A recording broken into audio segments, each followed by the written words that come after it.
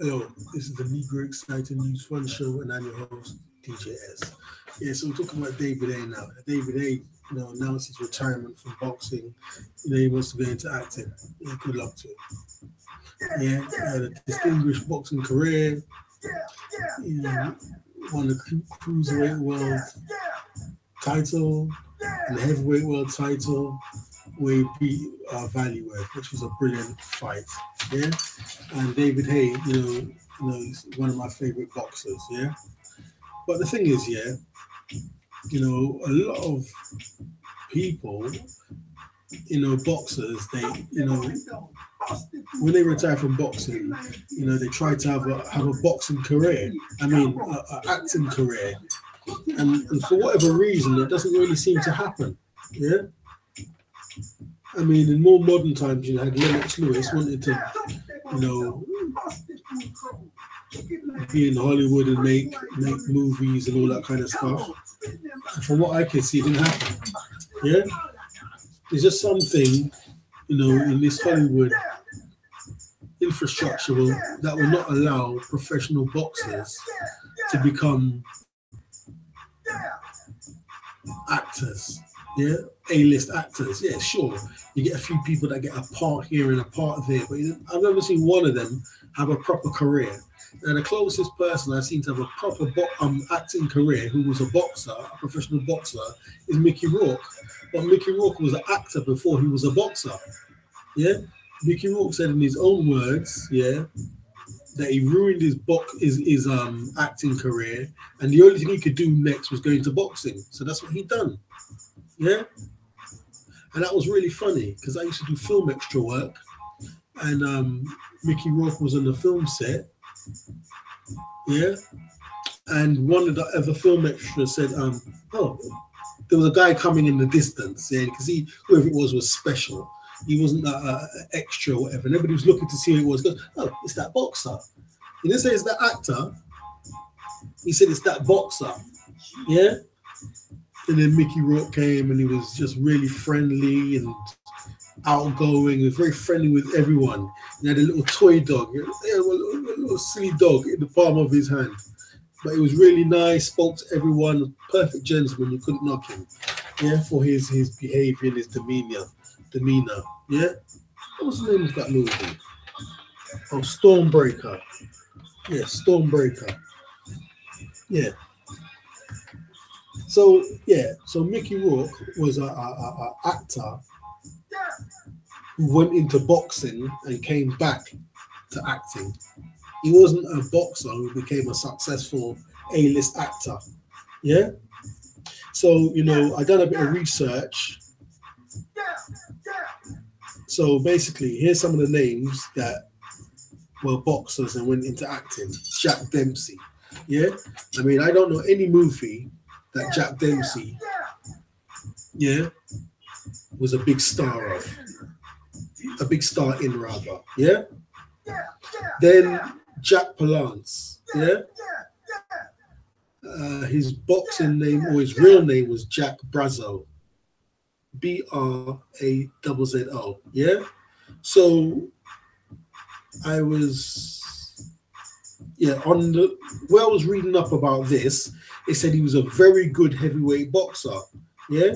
But when I actually went to BoxRec and researched it, it says, Jack Brazo, and then it has Jack Palance. Yeah. Then his boxing record is like, they have W, which stands for won, L, which stands for loss, and D, which stands for draw. So on the L, they have one. So he had one fight, which was a loss. How is he a very good boxer? Yeah. And his professional boxing career lasted from 1940 to 1940. But the other thing I read, it said he was a very good boxer. Then he joined the Air Force, which killed his boxing career. Yeah, he had to join the Air Force, or he wanted to join the Air Force, World War II, and that killed his boxing career. But I do remember seeing, Jack Palance in a movie called, was it I Died 1,000 Times? Also goes by the name of High Sierra. And I heard people talking about this man for years. And then when I saw him, he was some amazing guy. He was very menacing. without even trying. He was so menacing. Yeah. And then when I did my research today, now I know why, because he was a real boxer. He got rid of that menace about him. But you know, as for being a brilliant boxer who became a A-list Hollywood actor, successful actor, you know, that has to remain in dispute if he only had one fight, which was a loss. Yeah. Then we have Lou Costello of Abbott and Costello. Yeah. So Lou Costello had 32 fights, 32 amateur fights, and one loss. So that's 32 and one, but amateur. But he was supposed to be a very good amateur boxer, but he never became a professional. And Max Bayer's name was there. Then Buddy Bayer, I don't know who Buddy Bayer is. Well, obviously, it must be Max Bayer's brother, isn't it, or relative. Yeah, so those two names are there as professional boxers who became actors. Then Gary Stretch, a British boxer, who won, I think he won a British title or European title and or Commonwealth title, but he's never a world champion. So Gary Stretch, according to what I read, my research said that he's done a lot of Hollywood movies. Yeah, but like I said, no one has really, especially in the modern times, being a professional boxer, left boxing and become like a big Hollywood star. Yeah, and why is that? Yeah, then there's one other name, but he wasn't. He done a bit of boxing, professional boxing, but he was never really a professional or a proper professional boxer, and that's the late Kimbo Slice. Yeah, so Kimbo Slice was on the street, fighting in the street, bare knuckle fighting in the street, and I really love what he done in the street. Yeah, and then he got into the UFC. He had his fights. A lot of people criticized his fights, but whatever happened, he won his fights. Then he did do some professional boxing. Yeah, I think Kimbo Slice had a problem with his knees. He couldn't really move that well. Yeah. And who was he fighting? Was it Danny Green? He was fighting some flash guy, Australian guy, Danny Green. Danny Green was going all around him, looking really flash. Then Kimbo was acting like he couldn't do nothing. Then when hit him up there, one punch. That's what these boxers do. They make you believe you can't do nothing. Oh, they're beating you, you can't do nothing, but they're just playing possum. They're making you think that you're good and you're beating them, but they're really just waiting to land a punch on you. And that's what he done to Danny Green. Yeah, and when Danny Green went down, it looked like a phantom punch. You couldn't even believe it. You thought it was all fake. But when the camera showed it from the other angle, like what they had to do to show people Muhammad Ali or Cassius Clay really did hit Sonny Liston, and Sonny Liston didn't just go down for nothing.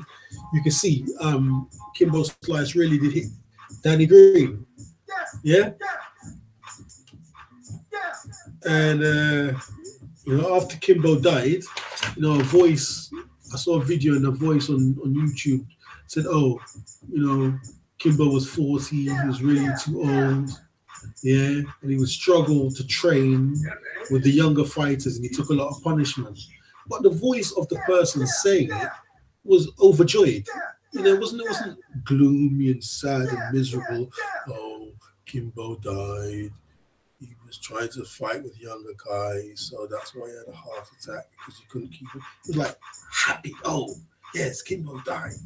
He couldn't fight with the younger guys, and he was struggling in training, and he was really happy to be saying this shit. And that's what made me think they basically trained Kimbo Slice to death. That's what I think.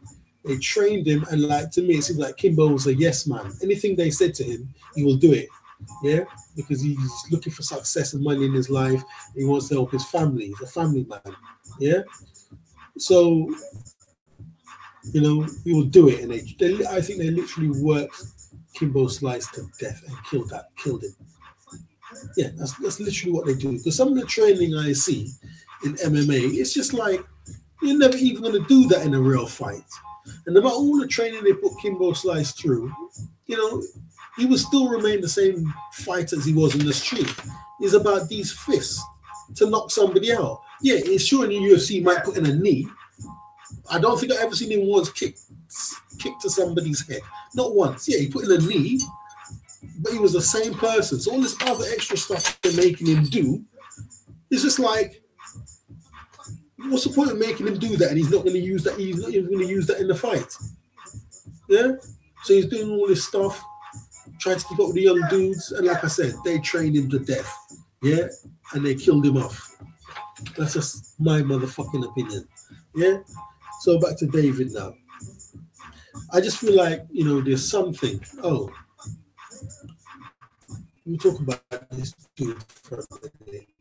Yeah, something in this Hollywood establishment infrastructure which blocks boxers from becoming like A-list Hollywood stars and whatever.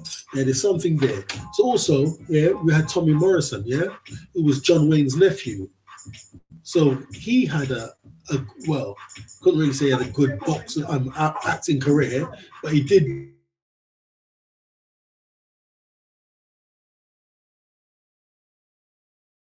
alone. Maybe he could get some movies done.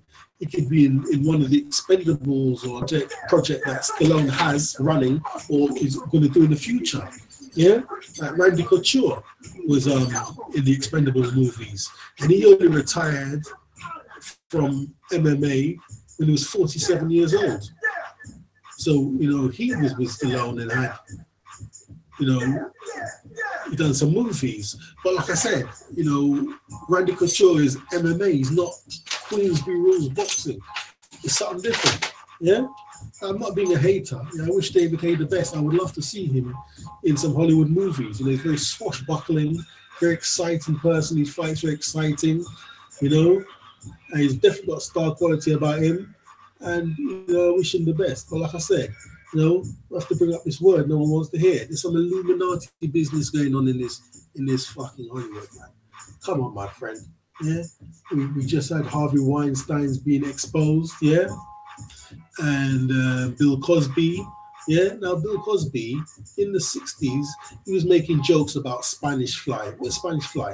Spanish fly is a date rape drug. You put it in someone's drink and you rape them. You know, you have sexual intercourse with them against their own will. Why is that funny? That's not funny. That is not funny. So it's all this kind of dirty, evil stuff. It seems like you have to be able to do to be involved, you know, in Hollywood, in the movies, you know. And there was a guy, you know, call him a conspiracy theorist or whatever you want to call him, and he's got a channel on YouTube called The Scariest Movies Ever, and he used to work in Hollywood. He was actually proper in Hollywood.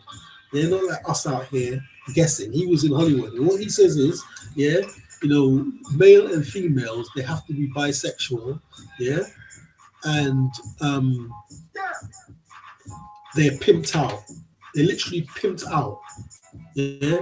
Before they make it big, they work as prostitutes, males and females. Yeah. So maybe that's why some of these boxers never make it as big Hollywood stars, because if that's what you have to do, and you suggest that to a professional boxer, they'll knock you the fuck out. That's probably why they don't want them in this Hollywood thing.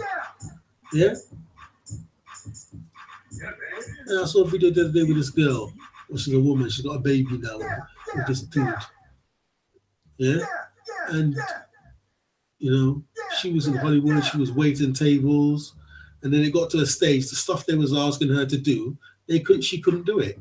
So she gave up, you know, chasing being a star and all this stuff. Yeah?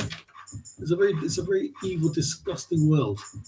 You know, even Alex Jones was spoken about this. He's been to Hollywood and he said, no, it's not for me. He tells stories about, you know, people who go there and whatever. You know, it's not what you think. So obviously, you know, that's what I think is really blocking these professional, you know, boxers from becoming big Hollywood stars, because the stuff they're asked to do to make it, they're not going to do it. And then on top of that, yeah, also, if the acting establishment would be scared to ask this person to do this, because if they went to the media saying, "Oh, I tried to be in a movie," and they said you have to do this, that, and the other, yeah. You know, if a famous person said it, it would have credibility. You know, if I say it or you say it, it's like, who is this person saying? This is a nobody. Don't pay no attention.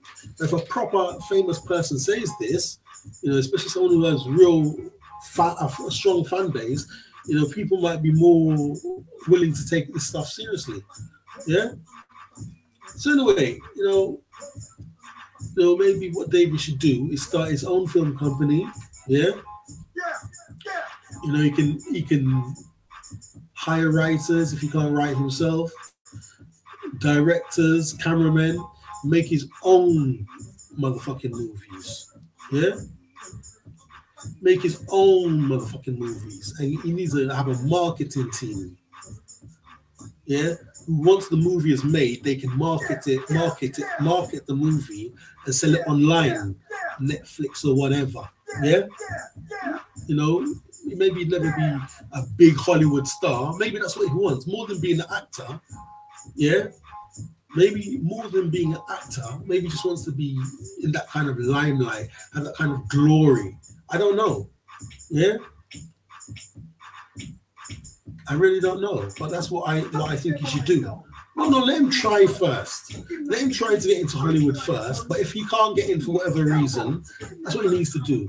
Start his own film company, make his own movies, yeah, and you know, it'd be easy to hire actors, yeah, because like for instance, now if somebody hasn't had a movie, you know, in Hollywood for a year or two, in Hollywood it's like there has been, but to us out here, we still have their movies in our VHS collection, DVD collection. To us, they're megastars and always will be. Them kind of people, they can hire them. You hire them people. Yeah, of course you can hire them. Pay them 5,000, 10,000, whatever to be in the movie. Yeah, make a movie with them. We'd have a good movie, and then, like I said, the people who's doing the marketing for the movies, you know, and the editors put the movie together, market it online, and he'll have his acting career. But like I say, yeah, you know, I mean, I wish him the best. I wish him the very best. You know what I mean? But like I said, I've read all these names out, and it's like, you know, no one, you know, leaves professional boxing and has a A-list fantastic acting career. Yeah, they might get a little bit here and a little bit there, but they never become like, you know, the big star. Do you know what I mean? Anyway, like I said, good luck to him. DJ S, and I'm out.